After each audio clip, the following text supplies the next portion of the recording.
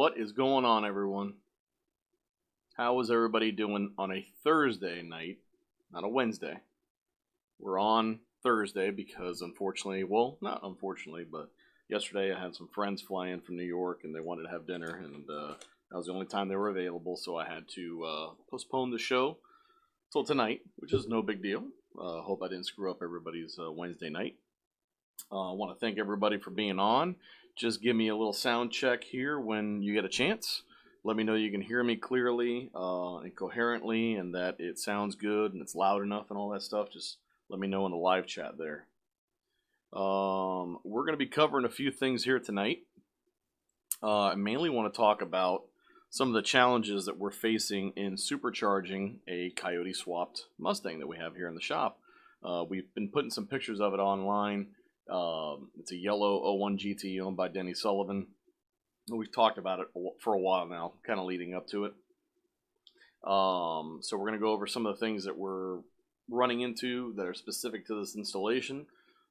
Things that might help you plan your own upgrades if you so choose to do that.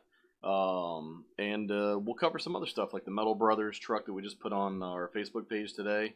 Not on Facebook, on our website the other day, that won Truck of the Year at the F100 Super Nationals, Grand Nationals, Intergalactic Nationals that were just held last weekend.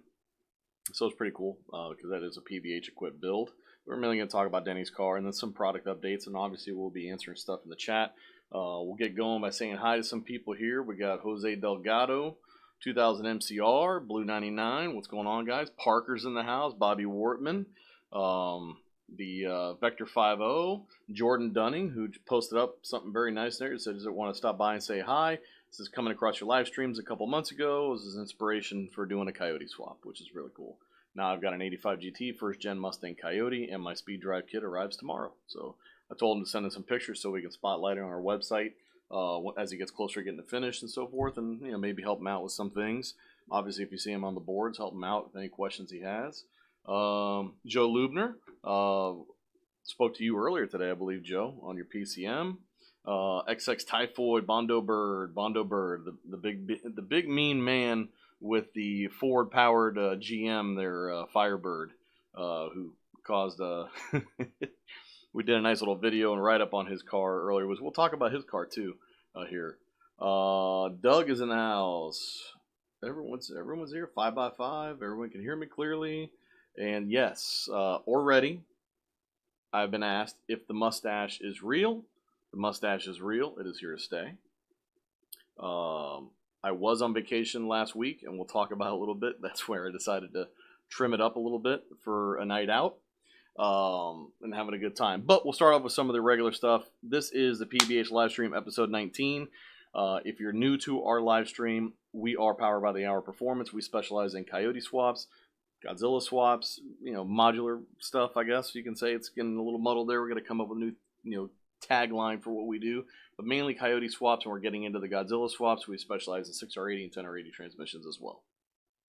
We are kind of a jack of all trades when it comes to this. We don't just make one part for a engine swap. We make several parts and kind of allow you to get as much stuff in one place as possible. So if you're looking to do a Coyote swap or potentially do a Godzilla swap, we're a good place to research and be part of our live streams and get information. Our website is pretty comprehensive. We got product videos on our YouTube channel. If you have not subscribed to the YouTube channel, please do that now. Hit that notification bell and make sure it says all. That way you don't miss anything, because sometimes it'll hide stuff that's going on, like this show here in particular. We do have some news on Godzilla parts that we kind of have prototyped right now. We'll talk about that a little bit later. Let's see what else. Our website, pbhperformance.com. You can find us on Instagram and on Facebook. If you have any questions, you can email us at info@pbhperformance.com. You can email me directly, frank@pbhperformance.com, or just go outside and yell really loud mustache, and then I'll just show up like a genie and answer whatever questions you have.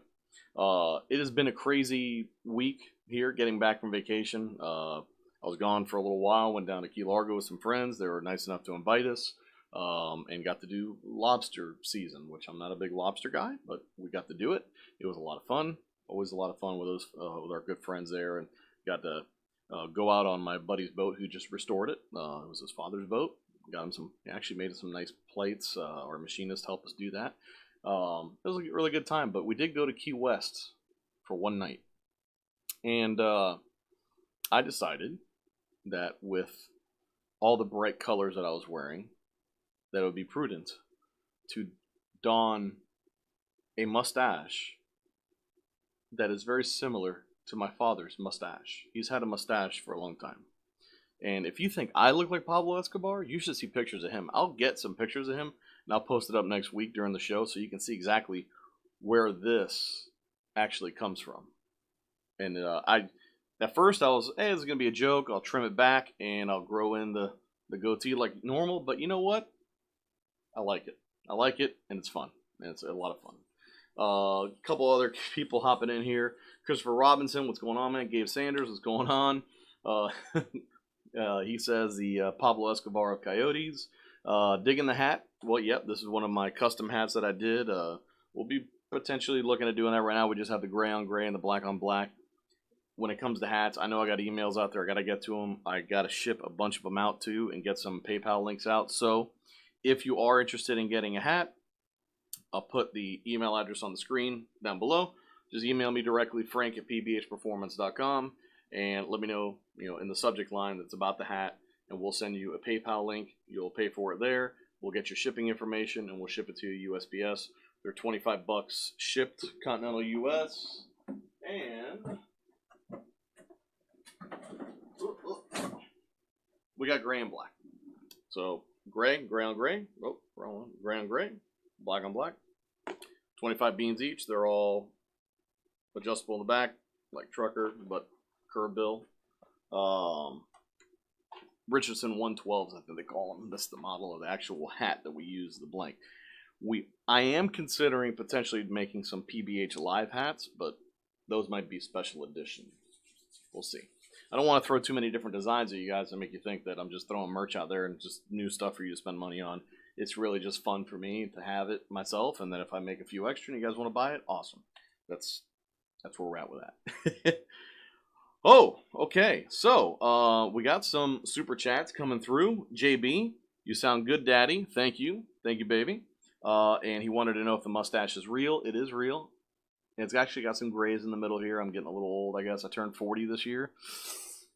Ugh, I just finished prepping my car for an autocross Friday night, and I'm already feeling it. And it's going to be a busy day tomorrow. We got our team breakfast in the morning, a full day of filming and doing stuff in the shop, editing, and then right at 5 o'clock, I got to head to PBIR. I got to pick up a buddy of mine who's going to ride with me tomorrow.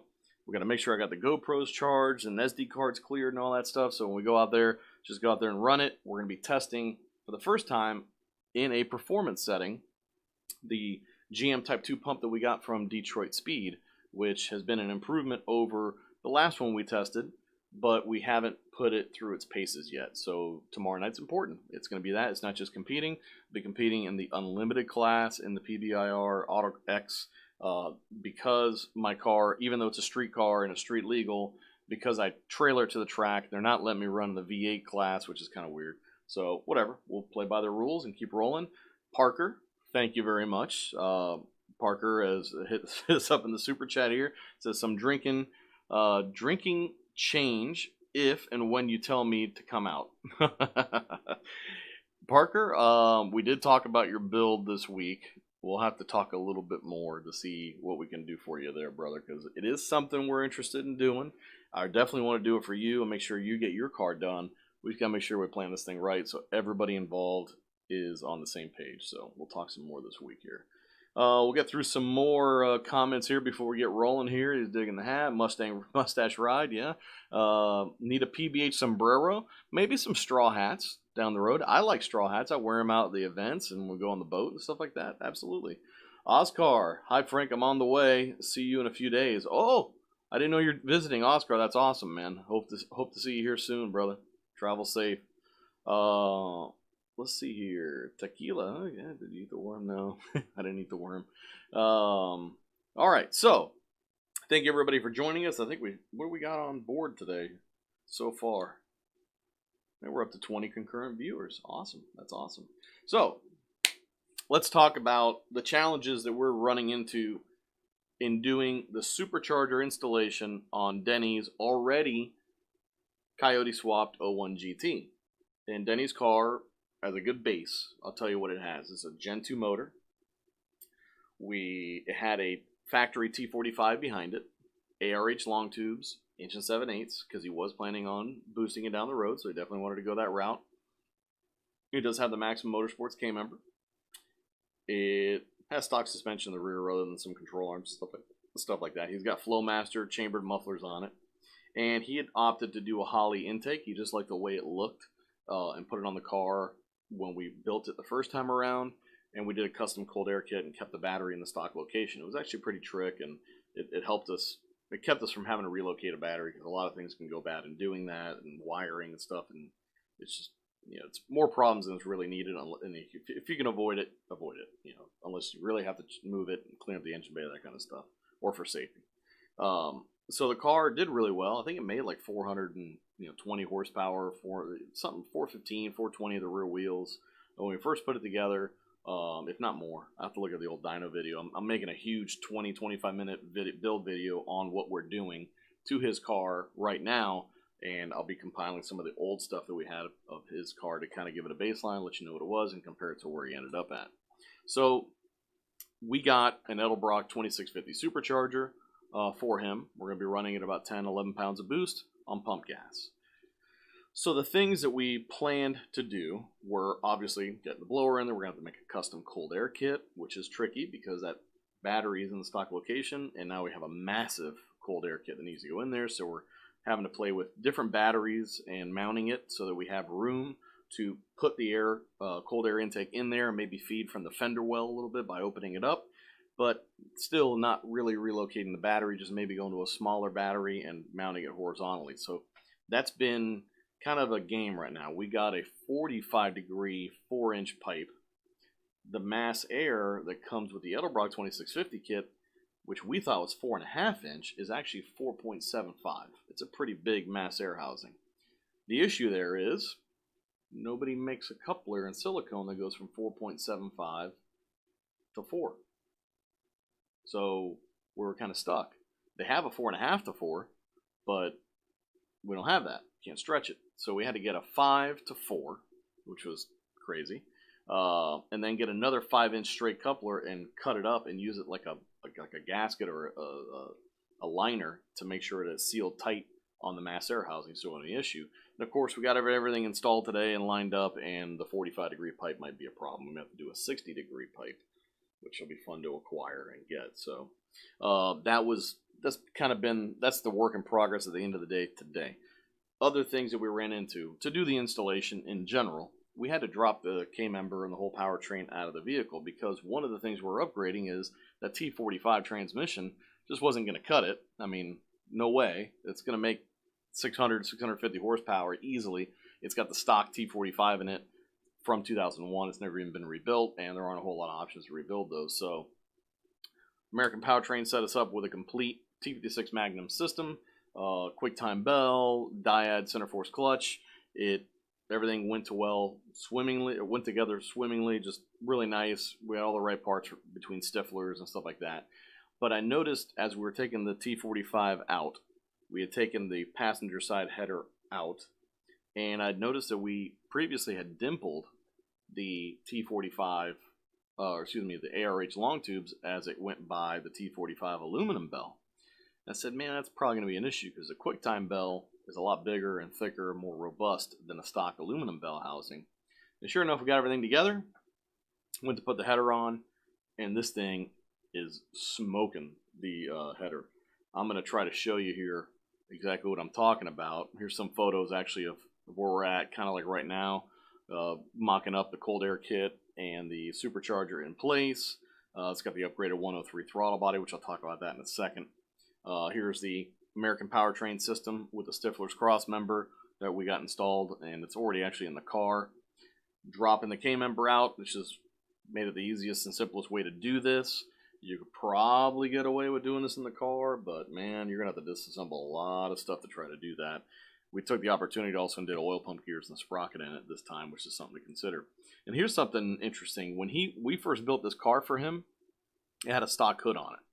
and that Holley intake was a little bit close to the stock hood, so we put like I think it's a 3/16 spacer from UPR in the kit in haste, because I think we're in the middle of the build, and the ones that the Maximum have are all bigger, and we didn't really need that much room, so we had that in there. Somebody commented about what spacer we used, and I said we didn't have any, and sure enough we did. What we're going to be doing now is we're going to be adding Maximum Motorsports 1/4-inch spacers just to give us a little bit more headroom between the hood and the supercharger, because that supercharger extends really far forward. The throttle body electronics are they're like the highest point, the furthest forward high point that is just close, and this thing doesn't have solid motor mounts in it. It's got regular motor mounts in it, and I know that engine's going to rock a little bit more. I just don't want to nick up his hood. The paint job on this car is excellent, and it's done underneath. So he does have a cowl hood on there now. It's like a 2.5 inch cowl, and it's close. Looking at it from underneath, when we did the fitment test, it's too close for comfort. The other reason why we're putting those spacers in is the transmission. When we put the T56 in with the QuickTime bell housing and bolted up the K-member, the body of the T56 is hitting the floorboard, a lot, and it's keeping it from going all the way up. So we're going to use those spacers to kind of bring the engine down and be able to get the driveline angle correct and not have to pound the shit out of the tunnel like most people do. And it's just, I'd rather minimize that as much as possible. These cars aren't exactly spring chickens anymore, and who knows what will happen if we start beating and banging on it. So 1/4-inch Maximum Motorsports spacers, even with the 2.5 inch, 2-inch cowl hood. So that's something to keep in mind if you're doing a blower. That's something that typically isn't on the order list right off the bat. And if you don't have them with you when you go to do this installation, you're going to be stuck with an engine halfway in and out of your car. Let's go back to Denny's car here. Let's see here. Here's another shot of the engine out. We hadn't put the transmission behind it just yet. It's just the Maximum Motorsports K-member and some of the other pieces involved. That's it. That's all the pictures I have in there, but we'll keep rolling. So on Denny's car, the kit from American Powertrain, it does come with a custom length drive shaft, but to get them the measurement that they need for that drive shaft, I got to get the car back down on all fours. So before we can do that, we got to do everything that we had to do up in the air. So today we took the fuel tank out, removed the old fuel system that we had done, where we modified a stock pump and put a return line in his factory hat, put a 255 liter per hour pump in it, modified the basket, and it was working just fine. Now it's going to have a 4 Innovations twin 465 liter per hour pump setup, FC2 controller, dash 8 feed, dash 6 return, where before we were using the factory feed line and then made a custom return line from the regulator. We're able to reuse that regulator. Unfortunately, I didn't order the fittings for the regulator to change it over dash 8, so that delayed us a little bit today. But we got all that routed. When we did the fuel system routing, I thought we were going to have to remove all the factory fuel lines, the hard lines and stuff like that. And although I guess they're not needed and they're just on the car, it would probably be more work than it's really worth to pull them out. So we just left them in place, and we used them to then route the new lines and make sure they're secure and out of the way, because Ford put that stuff in that area for a reason, I guess. It gives us somewhere to tie strap things up and out of the way, so that worked out pretty good. The fuel rails from Edelbrock, unfortunately, they got something messed up in their machining program there, and some of the stuff had to be clearanced for proper installation. So if you're doing an Edelbrock 2650, then if they don't fix that, that's something to look for, because it's a heavy blower. You got to put it in, you got to put your fuel rails on, and you find out you got to take the blower back out. It's going to be an issue. So that's something to consider as well that we ran into. Trying to think what else is a problem. So yes, now we got to finish all that stuff, get the car back down on all fours so that we can measure it for the proper length. I think basically flange to flange, measure the caps for the drive shaft so that they can make us this chromoly drive shaft and send it to us so we can finish that part of the installation when the time comes. We still got a slew of things to do. Still got to figure out our cold air kit. We got to finish our fuel system. Got to custom mount our battery. The FC2 controller needs to be wired and so forth. Once we have those things done, then hopefully the drive shaft will arrive and we can get into actually firing up and get into tuning with Lund Racing. So this car has all the stuff it's kind of a little bit of a poster child, right? We've worked with Denny a lot. We did this swap a while ago. He was the one that we put the new Dakota Digital instrument cluster in, and here he is getting the Edelrock 2650 with our speed drive. He's getting an upfit kit from us for that, since he already has the power steering and AC, so it made that part of it easy as well. And we're able to reuse a lot of the stuff that he already has, which is nice. It's always good to be able to, to know you made the right decisions for him ahead of time, and get them rolling. Let's see, we've got some questions here. Parker, is it possible to fit a blower under a stock hood? Yeah, with spacers, maybe. The problem is similar to the issue potentially with the Godzilla, is you can only space the engine down so far before you throw your geometry out the window, especially bump steer. That's what's going to affect the most. So I would say yes, because man, you could probably put a 2-inch block in there if you had to. Really had to, but it's going to look funky, and it's going to, your headers are going to hang lower the more you space it, that kind of stuff. So it's stuff to consider, but if you definitely wanted to use a stock hood, I would concentrate greatly on which blower you're going with and where the inlets are on it, if it's front feed or rear feed. Front feed to me seemingly would be easier to package, but seeing how the throttle bodies kind of protrude out and at an angle, they're almost giving you a new high point further forward on the engine, so that potentially could be a problem as far as hood clearance and fitment. The rear feed, like the 2.3 Roushes and the VMPs and stuff like that, those don't need as much clearance up top and towards the front snout area because they're a little bit shorter. They don't have the big intercooler box on the top. But the air inlet being off to the driver's side is a little bit of a headache, because now you got to run this thing down the driver's side and get it down to that pocket behind the headlight. But that's a little bit easier to deal with, in my opinion, as long as you're clearing your firewall and you're clearing your brake booster and stuff like that in your project. We can figure out intake tubes. We can squeeze them. As long as the mass air is happy and the tube isn't completely shut, it's going to work just fine. So if the stock hood is a big, big point to your build, I would probably still consider a rear feed TVS, like a Ford Racing Roush TVS, which we actually have those in stock. And they are still very potent. I mean, you can still make your 800 horsepower with that fairly easily. Depending on your power goals, it may not be an option for you, but it can definitely do the job. So keep that in mind as well. I think that they're no slouch. I think you're going to be fine there. Hey, Joseph Dirte says, "Good dang Frank, the porno stash is on point today." Well, thank you. My wife actually said the same thing this morning when I woke up, and we talked over coffee. So yeah, Denny's car is coming along. It's a really cool build. I like it.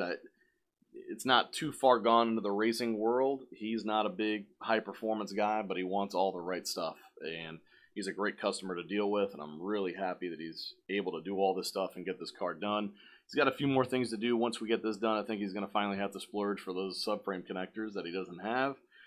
Maybe some more suspension and torque box stuff, because if he puts drag radials on there, I think it's just going to start tweaking a bunch of stuff. He's got some Mickey Thompson tires on there that are their street tires, which is probably just going to blow those off,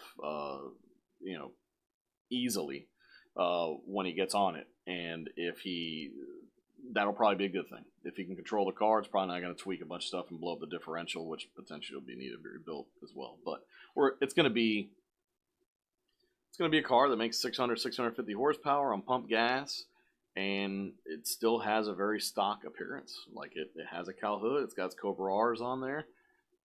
The car looks good. There's nothing taken away from the car. It's nothing's throwing a flag up saying, "Hey, I'm a supercharged Coyote," or "I'm a race car," or something like that. It's just going to be a neat street car with plenty of power, and I think that fits a lot of people's wants and needs, as far as doing the Coyote swap. So I'm happy we're getting there. We're working on it, a little bit every day, trying to get it done. We don't do a whole lot of installations anymore. The reason why we took his car in is A, he was a customer that we had talked about doing this a long time ago. It's been a long time coming. But B, it allowed us to do a video and show people the Edelbrock 2650 Supercharger, how it's applied, the American Powertrain transmission kits that we have now, and that being applied, and help bolster our social media content as well. So, cool project. That's something we're considering even with Parker as well. So, we'll see what happens there. So, yeah, Denny's car coming along. I'm really excited about that one. We're shooting a lot of video. I have a ton of editing to do when it comes time to make that video. But another vehicle, which unfortunately I didn't load any pictures of it today, was Josh Gadinya's Firebird, 67 Firebird. Josh works for Whipple, and he is known as Bondo Bird here on the YouTube chat. And he has that 67 Firebird with a Gen 2 Coyote in it. Looks like it has a Boss intake on it and so forth. It's got an MT82 behind it, which is interesting. So it's a stick car. I think his best time slip he had in the picture was 1140, but I think he mentioned he was only on the gas, on their power for like 5 seconds of that pass. So the car's a lot quicker than it's been showing. So I think he's got something there. You know, those chassis are completely figured out. There's all sorts of parts for them, and it doesn't weigh a ton. So add NA Coyote, modern driveline, and a guy who's willing to go out there and really drive it and doesn't care what it looks like and just wants to run it down the track and have fun. That's a cool car, man. You can't take anything away from that. And I think he's planning on boosting it. He had mentioned something in the chat already about the 10 rib Whipple speed drives. We don't have the 10 rib version, Josh. We have an 8 rib version. The reason why that is our power steering pump, if you're using one, is on the outer sheath, and the Whipple's, the Supercharger drive, is on the outer sheath as well. And we can only get power steering pump pulleys in 8 rib. And we've looked into making 10 rib versions of them to try to be accommodating.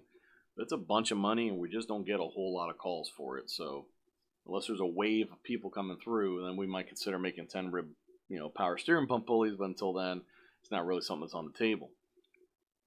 The 8 rib stuff, I mentioned the power steering pump. Our speed drives really will only work with the Supercharged, especially the Whipples, the newer Whipples, Gen 3, Gen 5, and the Edelbrock 2650 with that outer sheath being utilized. It's only going to work if you do have a power steering pump on there, because unless you have a custom delete pulley, that alternator being relocated to the passenger side top, it's taking away that pickup point on the belt drive. So we would have to come up with some sort of an idler pulley down there or something to mimic either the power steering pump or something down there so that the belt routing will actually work. When we did our speed drive for the Whipples and the Edelbrocks, it looks like we increased, I'm pretty sure we increased belt wrap. So I think 8 rib is going to be fine if we have all that stuff in play. But if not, I'm sure there's a way to figure it out and get it working, even if you don't have a power steering pump. In fact, I think back in the day they did have 4.6 power steering delete pulleys, just like they had AC delete pulleys. And if they do have that, you just use our power steering pump bracket and put the delete pulley on it, and you're ready to go. Just make sure we have an 8 rib pulley on it, rock and roll. So we can help you. We can make sure it works. Let's see here. Oh, here we go. There he is. Bondo Bird chiming in. Ryan Merrill says, Mother of God. I think he's talking about my mustache. Great Odom's Raven. Bad mustache contest this month at PBH. No, I mean, I would have lost because this thing's good. Yeah, there's no way I would have won that contest. Bondo Bird says, thanks. Went 704 in the 8th, coasting from 500 feet. I'll see how far I can take the 6 rib. Good thing I'm a machinist. Yeah, worst case scenario, man, you can probably whip up a 10 rib power steering pump pulley or an idler or something like that. Like I said, I think we can dig up, if you're running the alternator relocation, I think we can dig up from the modular days the power steering delete pulleys that they made, and then just bolt it to our power steering pump bracket, and it'll work. Then you don't have to worry about the belt wrap. It'll work the way we design it, and it won't take up a ton of space. I think you're going to be fine in that area. And like I said, you got access to the CNC machine. Go for it.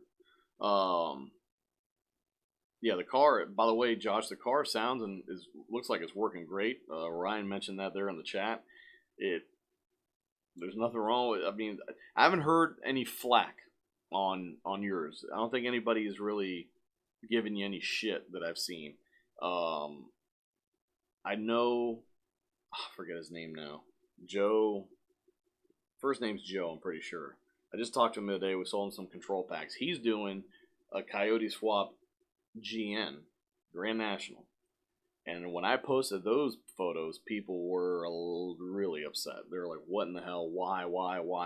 Because I think Grand Nationals will, they haul ass. They got a good setup from the factory and rock and roll. And for anybody to put a V8 in there, it's kind of like, all right, well, you kind of gave up on the V6 stuff and the turbo. But then to go and do a Coyote and then furthermore do a twin turbo Coyote, that's a big step, and it's a lot more abrasive, I would say. And I want to say he's helping or he built a Challenger, or he's helping his friend, which has a Gen 5 Whipple on it. It's a Charger. It's a 60-something Charger, and I've seen the pictures of it. I actually talked to the guy, and I talked to Joe about it. Teleska is his last name, Joe Teleska. And it's got a Gen 5 Whipple on like a Gen 2 or Gen 3 Coyote. It's all painted orange, like that Hemi orange, and it's in like a 60s Charger or Challenger or something like that. It's really cool. I mean, I got to get pictures of all of them. Your Trans Am, that Dodge, that Grand National, and just build an album of it and just tease the GM guys all the LS swap stuff that they do with the Fox bodies. Ron Burgundy, he is a friend of mine. I actually have a bobblehead of Ron Burgundy. I'm going to have to bring him in, put it behind next to my bobblehead. That's actually me up there. Somebody sent me that.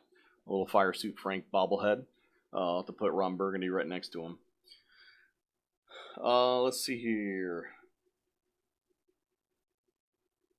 Kind of a big deal. People know me. Yeah. I knew the mustache would be a popular thing. People like it. My wife just looks at me and laughs, and she couldn't get used to it for the first day or two there, but it's well received. My dad liked it too. He appreciated the sentiment.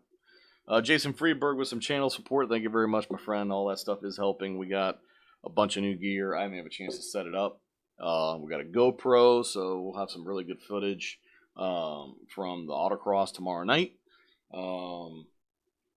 We got a camera upgrade coming, microphone upgrades as well, and some lighting stuff. And we have some other upgrades going on here at the facility. The owner of the shop, the owner of PBH, Jake Long, I went on vacation. I came back, and he says, there's a surprise for you. We walk into the shop, and we have installed air conditioning in the shop. And tomorrow, they're going to turn it on for the first time. This is huge. We're in Florida. I'm filming stuff out there, and I'm sweating bullets because it's so hot and so humid in the shop. Because when we do a video, I got to shut off all the fans. I got to shut all the bay doors, try to get as quiet as possible so the audio is good for the videos. So now with the AC in there, it'll be hopefully, low 80s, because it's not exactly a sealed room. So we're really looking forward to that. You guys are killing me with the Burgundy references. Let's see, Ryan, Modular Fox Body. How much does that Coyote and a Firebird trigger people? I don't think he's getting a whole lot of flack for it. I don't think people are really losing their mind for some reason. I mean, I would expect more people to really hit it hard, but I think maybe it's a sign that people have realized the Coyote is no joke, and that makes sense. Maybe it's the beginning of something huge for the Brand X crowd. Parker chiming in, the only clearances I had on mine with the stock hood was the pulley would barely touch the hood when I was really beating on it. The Cure was a smaller pulley. Well, the Cure is a smaller pulley, but it also adds a lot of boost, so make sure you're set up for that. The other thing you could probably do, and my car has it, is solid motor mounts.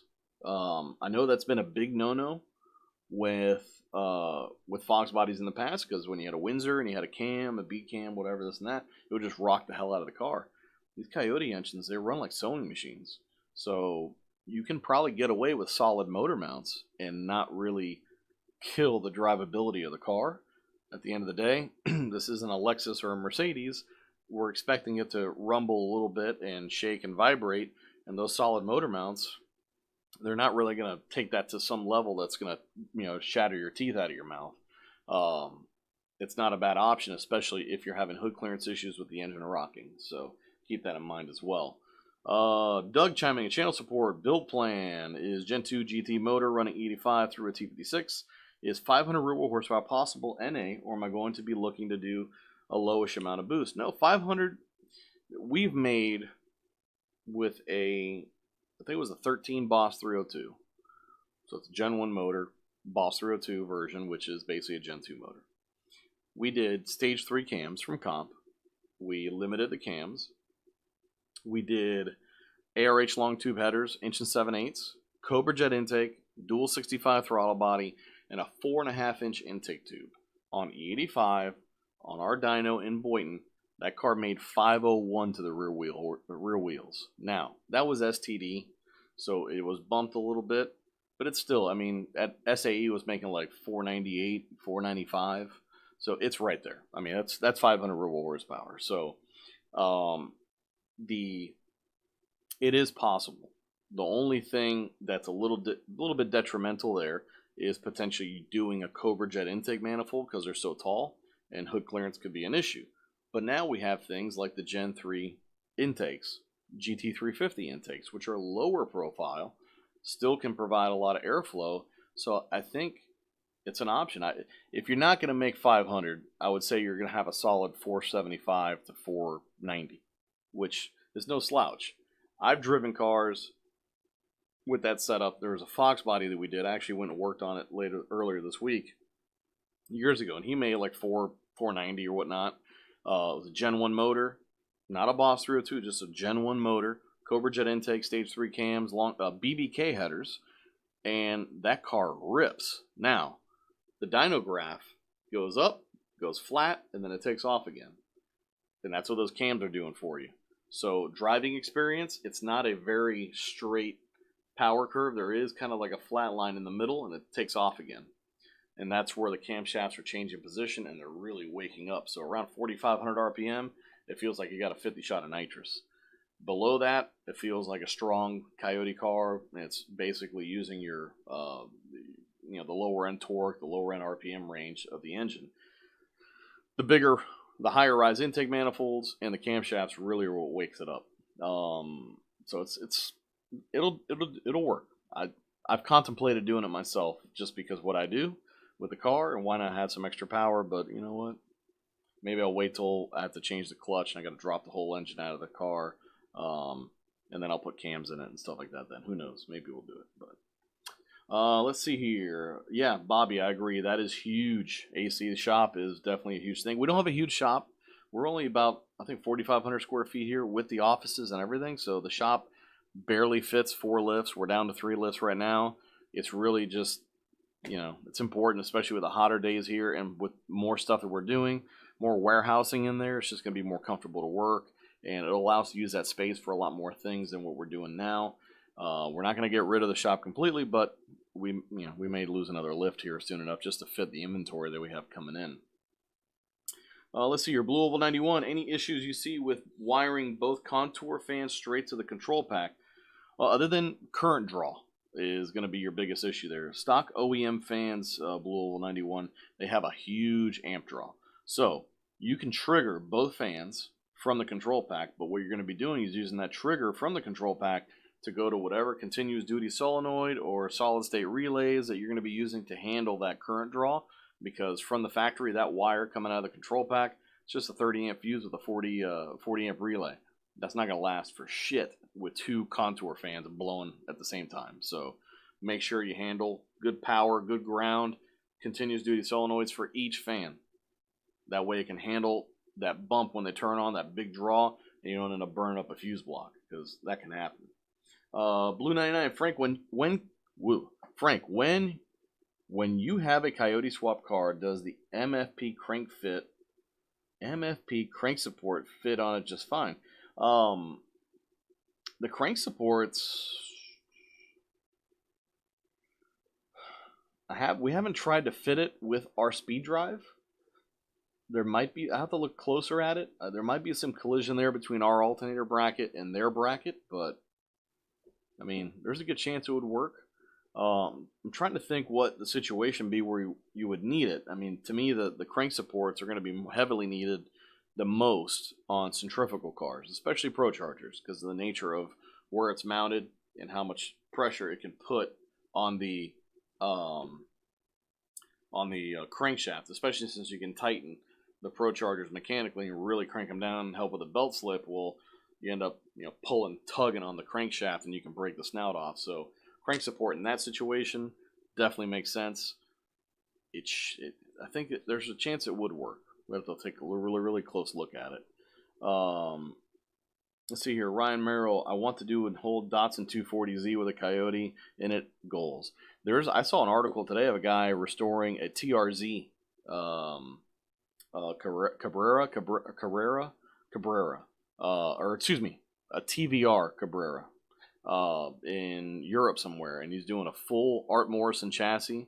The Coyote engine, I mean, with the way Art Morrison designed the chassis, the Coyote engine is sitting behind the front suspension, and it's about eye level with the spindles, so they're getting the balance on that thing figured out. It's got a huge firewall to clear that stuff, so that's going to be a cool build. And a Datsun, yeah, why not? Coyote swap everything. I think that's going to be our next shirt. Coyote swap all of it. 2000 MCR. I'm not a baby. I'm a man. I'm Anchorman. Anchorman references all night. I love it. Parker reminds everyone: do not power the fans with a control pack. Ask me, I know how. I know why. Don't ask me how I know. Bobby Wortman chiming in on the fans. That's what I've been telling guys. I'm running 2 18 fans like that. Yeah. You have to do it. Even if you're using a stock SN95 fan or a 4.6 fan, those things just have huge amp draw from the factory. They also have a lot of CFM, which is awesome, but they draw a lot of power, and the control packs aren't rigged for that. They're not rigged for factory Coyote fans. So they're rigged for like a small 2500 CFM Spall or a Black Magic or something like that. I think there's going to be some really cool stuff coming out here, starting to trickle into the aftermarket with brushless motors. We have used Bentley fans on that twin turbo 93 Cobra that we did. The Bentley fans are brushless, so we wired them up and used it. It doesn't have a huge amount of draw because it's brushless, and this thing, wow, even the Ego Breaker, which is that Celine that Sergio Rojas owns, he always had issues with cooling. He's got a 4-inch intercooler in the front, condenser, all the coolers, everything, and Fox bodies don't really, move air properly. So he did the Bentley fan, and he hasn't had any issues since. But that thing's got to be pulling. I mean, when it's on, it's got to be 6,000 CFM. If we turned it on the floor, we couldn't pick it up off the ground. It was sucking itself to the ground. So that's a little trick that we found out recently. Let's see here. SoCal Bronco 70. I have a 93 Cobra. Thinking about going Gen 3 Coyote swap. What do you guys get to do something like that? Or smoothing engine bay or anything? Okay. Well, here's what I tell everybody. SoCal Bronco. Coyote swaps, I would say you're probably going to have 125 hours worth of work into it easily. I mean, take your time, do the stuff, depending on the scope of the work. Like you mentioned, engine bay, smoothing, and stuff like that. That's all additional.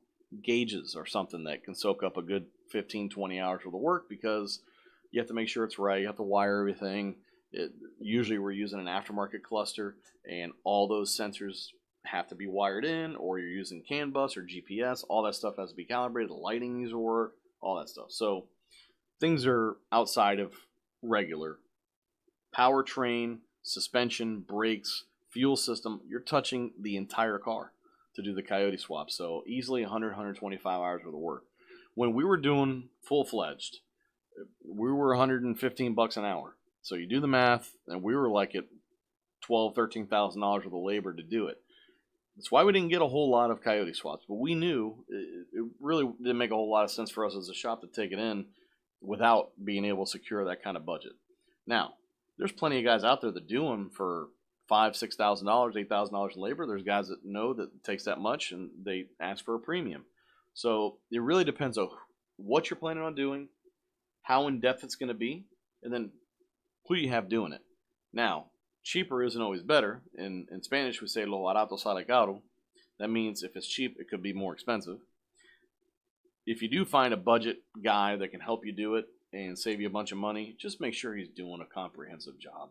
I mean, just like anybody, I wouldn't skip on somebody for $1,000 if you knew that guy was going to do a dead nuts perfect job the way you want to do it, and he backed up his work. You can get him on the phone every time. You're not going to come back 2 years later and pick up a bucket of bolts and have to take it to somebody else. So all those things included, yeah, you're going to spend any Coyote swap. Gen 3s are actually a little bit more expensive than the Gen 1, Gen 2 stuff. The engines seemingly are a little bit pricier for what they are, and used for used, new for new. I'd be budgeting, 15, 20 grand at least on the basement floor if you're going to be paying somebody to do it.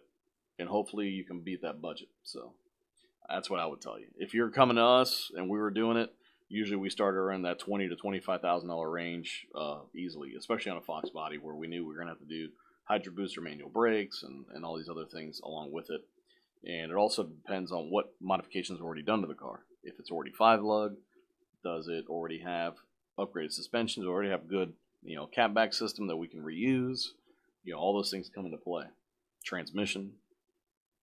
Let's see. Poor Boy 313, my 2013 GT PMAS 93 tune, off-road X-Pipe UPR suspension versus 2014 CTS twin turbo 91 tune. Do I have a chance? 2014 CTS. So okay, the 2014 Mustang. 2014 Mustang CTS twin turbo. I'd probably put my money on the twin turbo car for sure. If he hooks, you're toast. Unless you get a huge jump on the guy, or he's sleeping, or he misses a shift.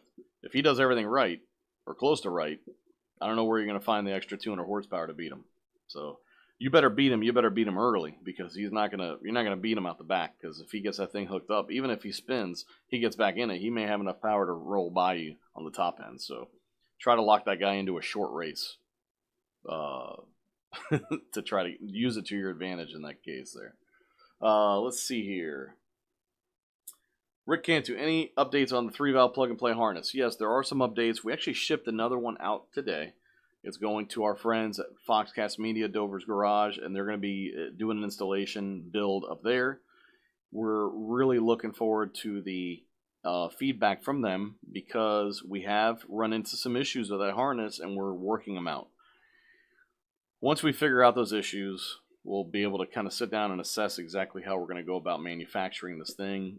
The COVID stuff is starting to loosen up a little bit, so connectors and manufacturing is starting to open up a little bit more, so we don't have as much of a roadblock there. But as long as we know that this thing's going to work with limited or very little issues to figure out our teeth, that's the only time we're going to release this thing into the market, and that's what this is taking. We thought we had some stuff figured out on Christian's car, and then sure enough, we made some updates to it and it stopped working. We had to work our way through that. We had to make some updates to other harnesses, get them out to a few people, have them test it. So it's been a rigorous, transition. It's been a long time coming, but we're not giving up on it. So hopefully very soon. That, like I said, that harness left for Dover's Garage today. So hopefully they'll be able to hop right on it and knock it out. Rob, ever do a work truck swap? No, but we do have a 76 F100 that we bought an EcoBoost powertrain for. We're going to put in. Then the EcoBoost stuff didn't really take off the way we thought it would, so maybe it'll get a Godzilla. Maybe it'll get a Coyote motor. Who knows? I know I have a 97 F-150. It was my first vehicle ever. My dad bought it for me. I drove it all the way through high school and college. When I bought my coupe, I gave him the truck back in great condition. And he's been driving it. The thing's got like 300-something thousand miles on it. And I kind of keep looking at it going, man, I always wanted to bag that truck and paint it and have a nice cruiser. With the way things are going right now, I think would have to have a Coyote in it as well. because I love my Lightning. I had an '01 Lightning, and I love that supercharged truck, and that's the same body style. So if I could put a supercharged Coyote in there with a 6R80, it's extended cab flare side, bag it, put it on 20-inch wheels like I always wanted to, get it repainted or wrapped or something like that, nice interior, nice stereo, I'd be a happy boy. The only downside is it doesn't fit in my garage, so I don't know where I'm going to keep the damn thing if I build it. Let's see here. Matt 2011 GT, do you guys sell a kit to swap a 2300 Eddy to a 2650 on a 2011 GT? So Edelbrock Supercharger, a 2300 Edelbrock to 2650. No, I don't have anything for that. So you have a 2300 Edelbrock on an 11 GT, and you want to go to 2650. Huh. Yeah, because they did come out with the 2650 later. You'd have to get a new blower kit, because I don't think a lot of that stuff crossed over. I may be reading your question wrong. I'm not sure what. I'm pretty sure you mentioned Eddy, which is going to be an Edelbrock. But hop back into the chat, confirm that for me, and I'll expand on that. Let's see here. Matt Long, thank you for the support, brother. Is 600 to 650 rear wheel horsepower easy to accomplish on pump gas with a Roush 2.3? From what you stated earlier, the 2.3 is the easiest to install. I think so. 600, 650 horsepower. Remember, in pump gas, you can't really push more than about 10, 11 pounds of boost. So 10, 11 pounds of boost with an upgraded throttle body, with long tubes, a nice cold air kit, you should be there. You should be 600 plus should not be a problem at the rear wheels. 650 is typically it for pump gas. Now, we have seen Gen 2 and Gen 3 cars handle up to 700 horsepower on pump gas before they start knocking and detonating. So the safe zone is usually at 600 to 650 horsepower on pump gas, and with the knock sensors turned on. So if you get a bad batch of fuel, you don't blow up the engine. So keep all those things in mind as well. But I think it's doable. I think fitment-wise, it works. We got the speed drives for them. There's plenty of options. They're still very affordable. We actually stock the Ford Racing TVS Superchargers here because we sell a lot of them on our crate engines for the Bronco guys and the F100 guys. So we keep those. They're very affordable. But we also have the Edelbrock and the Whipple options as well. And we can get them from BMP as well if you want to get something a little bit bigger, a little bit more hopped up. The Ford Racing version doesn't have that big elbow in the back like the VMP Gen 2Rs and stuff like that they came out with. It's a little bit smaller, and it's got a modular elbow. What's nice about that modular elbow is that you can change it out for other upgraded designs, and if it has a really tight fit, like the sweep of the throttle body is something that is a problem, let's say for a brake system or a brake booster or something like that, you have the option then to get the Roush F-150 inlet, and what happens there, instead of it coming out at an angle, the F-150 elbow comes straight out and then shoots the throttle body basically perpendicular with the side of the blower forward. So that might help with fitment in that case. So that is an option that you don't have with a VMP where they have a one-piece inlet and you can't change it. So food for thought. Let's see here. David J. Smith. Here we go. David J. Smith says, I'm an old school Ford guy. My favorite Mustang was the 6970 Shelby GT500. I would like to build a twin turbo Coyote Shelby Tribute, Shelby Coupe GT500. Shelby never built a coupe Shelby GT500. That all sounds good to me. I would tell you right now, I mean, that sounds like a big project. So I doubt you haven't thought the same thing, but twin turbo can be done. When you say turbo or twin turbo on a Coyote swap on a vehicle like that, I'm thinking a lot of custom work. And if you're not doing it yourself, it's going to be a big part of the budget. A lot more than typically what people anticipate. Because fabrication work, good fabrication work with thought involved and finish involved, it's a lot of work and it gets very expensive. It'll make your engine purchase look like peanuts sometimes, so depending on who you work with as well. But it's also vital because that's the stuff you're going to highlight in the engine bay. You want people to see the turbo system, but not only do you want to see the turbos, but you want to see how nice the welds are and how good the pipes fit and all those things. And then you have to do some custom engine bay work there too. So a lot of things to consider there, but I like the idea, I like the sentiment. I agree, do it. I'm here to help. Let's do it. He also says, by the way, could I use a new 10-speed 10R80 auto trans, or even the new 7-speed DCT to hook up to the 5-liter Coyote engine. The 10R80 is no problem. There's control packs already available for that. You would have to use a Gen 3 engine to be able to have it, to use a stock computer, with what we have available to us right now. The DCT, depending on when you do this, it may be available as an option when you get there. Tremec has said that they're going to release kits to control that DCT. There's companies coming out with standalone controllers for them. Only time will tell exactly what we end up with there. I did say at the top of the hour, we had a little bit of announcement on the Godzilla stuff. We have prototyped our first part for the Godzilla. It is related to the accessory drive. I won't say exactly what it is yet because we're not done with it, but we are working on it. It has been prototyped. I also wanted to show off our machinist's work. We did have a custom order for coil covers, and our machinist and I worked together on a little design here, mainly him because he's awesome. And the guy by the name of Blade Hildebrand, who's a Red Bull sponsored off-road trophy truck Baja driver, is doing a Coyote swap full-size Bronco, and he wanted to add some Red Bull flair to his engine, and this is what we came up with. And I think it came out really, really nice. That's going to look really good on a set of coil covers, especially the gray ones. So you should be getting these very, very soon. We got some parts going out for them. And then they also took the time to make a little red badge for him there. We'll see if we'll throw that in the packet. He doesn't know about this. So really cool stuff from out of our machine shop. Josh Gardenia is probably looking at that going, see some of the inlets I make, bro.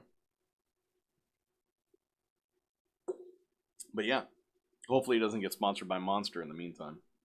We'll have to redo them. Let's see, what else we got going on in here before we finish up for the night.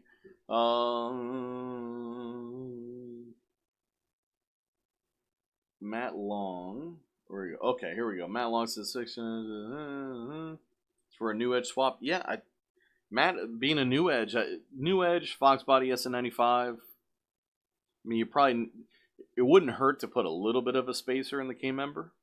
You just don't want to end up in a situation where you got an inch of space because steering shaft clearance through the headers and stuff like that could be a problem. And again, bump steer is an issue. Bump steer is going to be an issue with the Godzillas because of the same reason. Just tall engine, and you got to really dip the hoop down underneath the engine and make some clearance on the oil pan. That's what we've seen from the Team Z photos and videos and stuff like that. And when they moved all that stuff down, the rack had to go down. Well, the further you take the rack down, the more bump steer stack you need. Well, if you got a skinny on a race car, that's not a problem because you don't have a hoop to interfere with this long bolt and stack of shims. So if we have a Fox body or a new edge or something that wants to run 17-inch wheels, it may not fit because your bump steer stack will be so tall. Now, if you have bad bump steer and you just go shorter to make it work, well, that's awesome. Then you hit a reflector on the road, your car does this. You hit, some crown on the road and steers, do all of this stuff. You hit the brakes and it starts doing this to you. So, bump steer is important. Bump steer's a way to make sure your car is right. Let's see here. Yeah, Parker chimed in on the power numbers there. Matt, he made 650 rear wheel horsepower with a Gen 2 TVS, an 82 millimeter pulley. 82 millimeter pulley is about 10 psi on pump gas. Rob says he's shaking his head. He says my 6-liter diesel pushes 35 psi. Yeah, it's a different animal, and they rip because they got so much damn torque. Let's see here, Jason Freeberg. Oh, Jose Delgado, man. Too many questions, so little time. Thank you for the support, brother. It's humbling. It definitely is humbling, brother. Let's see here. Nick Meyer is in the house. Nick Cobra Kai is in the house. He says, has anyone commented on the mustache? I showed up late, and I have a few comments. Yeah, the Ron Burgundy references, Nick. I haven't got any Queen references yet. That would have been interesting. But I have had some compliments there, some detractions, and I think overall everyone's enjoying my mustache. I love looking deadpan, like serious with it. It's awesome. So all the photos are great. Let's see here. Root beer's in the house, man. I hope everything's good. How much effort is it to rip MagnaRide out and put coilovers in? I want to answer that. There's a couple things I don't know about. I'll have to find out for you. But doing that shouldn't be a problem. I know the GT350 race cars do that. So the question will be, are you going to get a bunch of error messages and codes on the message center when you take it all out? So that would be the only thing I'm worried about.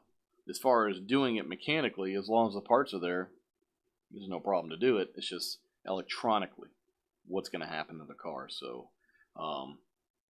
and it should be able to be done because not all GT350s have MagnaRide, right? Only the R's did. I don't know. I forget now. I'm burnt on that stuff. David J. Smith popping in there. Concerning the twin turbo setup on the 5-liter Coyote, I was looking at Nelson Racing Engines to build a twin turbo 5-liter Coyote. They're the same people who built the Code Red. Yeah, those guys are nasty stuff. I'd love to see what they do with a Coyote motor, and if there's any way we can help you with that or be part of it, please let them know about us.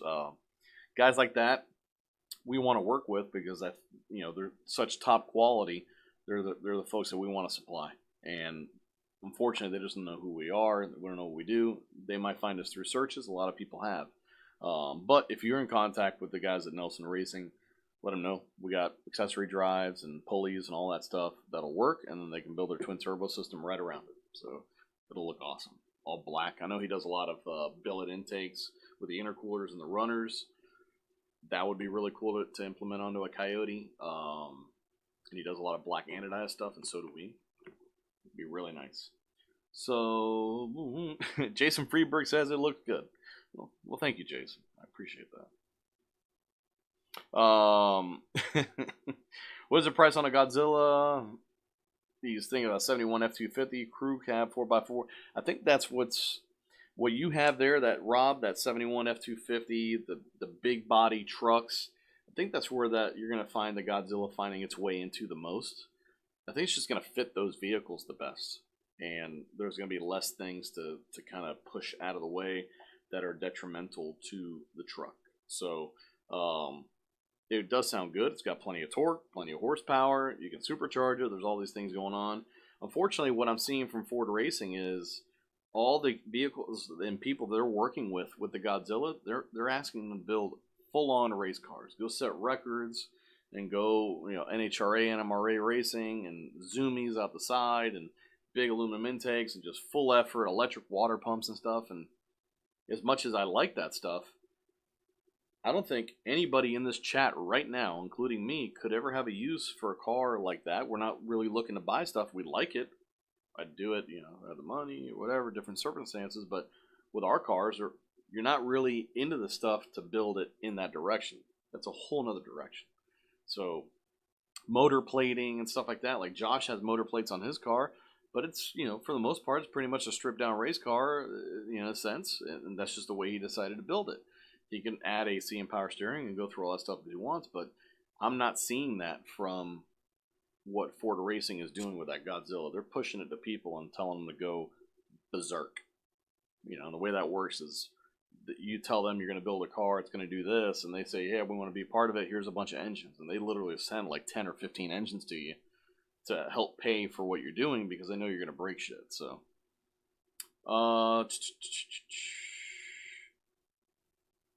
Code Red. Yeah, Code Red. I heard about that car. I got to look at it. Mach 1 comes back stock. There we go. Root beer. Mach 1 comes stock with MagnaRide. They're eventually going to die, and I'd swap to MagnaRide shocks with coilovers. Well, yeah, I mean, wait a minute. But the MagnaRide still has spring. If you go coilover, you're going to be getting rid of the entire MagnaRide system, so I don't know, man. I mean, if they are eventually going to die, but typically what ends up happening is people find ways of servicing that stuff. So there are controllers for the MagnaRide too, which is pretty neat.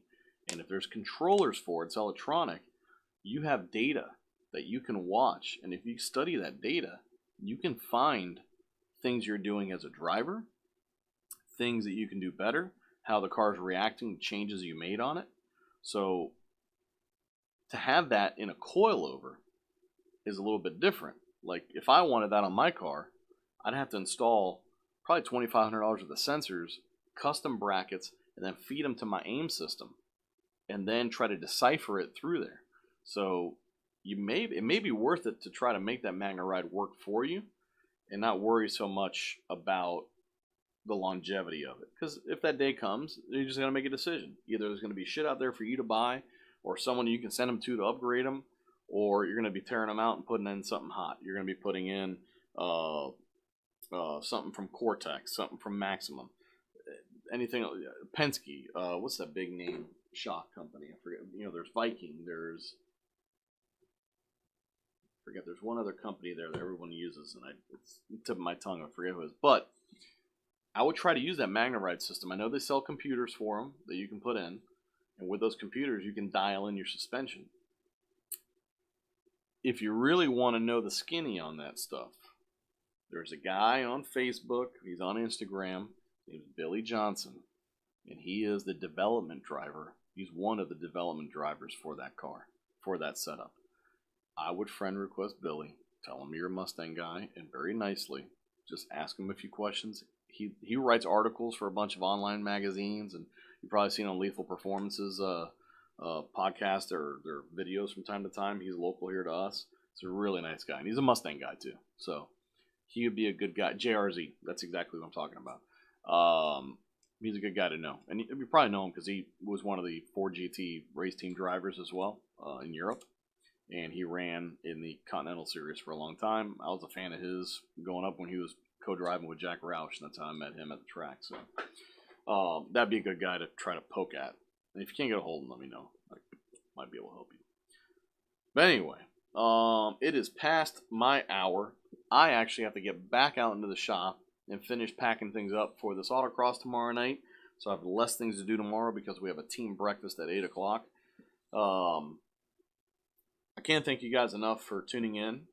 Sorry for the delays in the show and the vacation stuff like that, but we're going to try to get back into a rhythm here.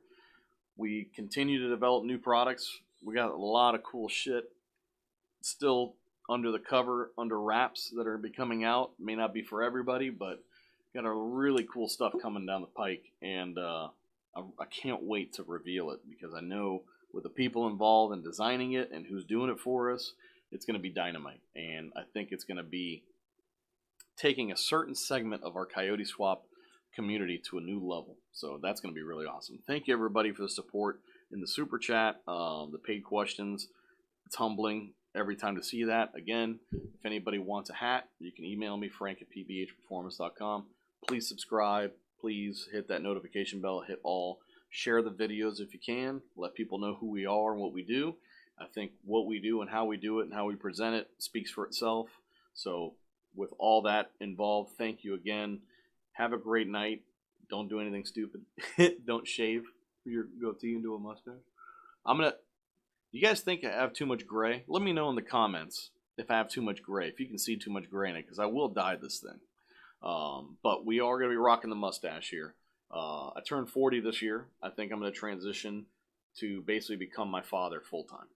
What do you think of that? Thank you very much, guys. Have a great night. We'll be back. Planning on being back next Wednesday night, back on the Wednesday nights at 7 o'clock. We'll hopefully have some video from the autocross, maybe have some hardware from the autocross too, and some more product updates. We'll come up with a new topic for next week's discussion. Thank you, thank you, thank you. You guys are awesome. We'll see you next week.